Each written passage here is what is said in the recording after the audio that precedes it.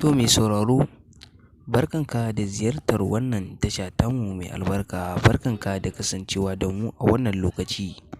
Mai sauraro yanzu ne wata sabuwar rigima ta ɓarke tsakanin 'yan Kannywood da kuma 'yan Niger. Domin yanzu haka jaruman Kannywood gaba ɗaya sun fusata domin suna jin haushi matuƙa akan zagin da 'yan Niger suke yi musu. Domin yanzu Adam A. Zango shi ma ya saki wani zazzafan bidiyo wanda ya maiwa da 'yan Niger martani akan zagin da suke wa jaruman Kannywood baki ɗaya. Domin 'yan Niger sun yi wa 'yan Kannywood zagi wanda idan mai sauraro ka tsaya ka ji zagin nan kai kanka ka san cewa 'yan Niger ba su dace ba. Muna roƙonka idan wannan ne shigo ka tashar nan tamu ta farko, kada ka manta ka dangwala mana alamar subscribing sannan kuma ka dangwala mana alamar ƙararrawar sanarwa.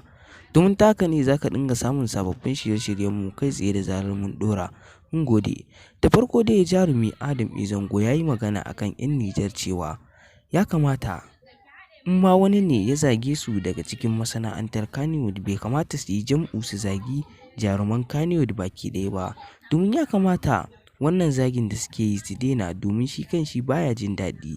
Domin Adam A. Zango ya yi matuƙar jin haushi akan wannan abin da yake faruwa. Ba ma shi kaɗai ba, haka ita ma Fati Washa ita ma ta yi tsokaci akan abin da ya faru. Sannan ita ma jaruma Momi Gombe ta yi magana akan zagin da 'yan Niger suke yi musu. Sannan kuma jaruma Nafisa Abdullahi, mun gode da ziyartar wannan tasha tamu da kuke yi mai albarka a koda yaushe.